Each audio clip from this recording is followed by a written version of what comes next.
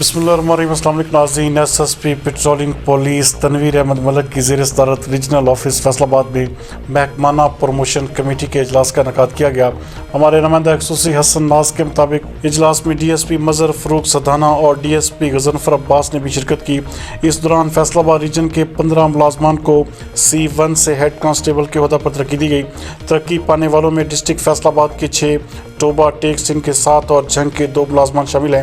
S S P Tanveer Ahmed Malik نے ترقی پانے والے ملازمان کو ہیڈ کانسٹیبل کے بیجز لگائے، جبکہ ہیڈ کانسٹیبل شاہد کو شفاف سروس سٹرکچر ہونے کی بنا پر CC3 سرٹیفکیٹ اور 1000 روپے نقد انعام بھی دیا گیا۔ S S P Tanveer Ahmed Malik نے ترقی پانے والے ملازمین کے ساتھ یادگار گروپ فوٹو بھی بنوایا۔ اس دوران جوانوں سے بات چیت کرتے ہوئے ان کا کہنا تھا کہ ہیڈ کانسٹیبل پروموٹ ہونے کے بعد آپ کی ذمہ داریاں اور بڑھ گئی ہیں۔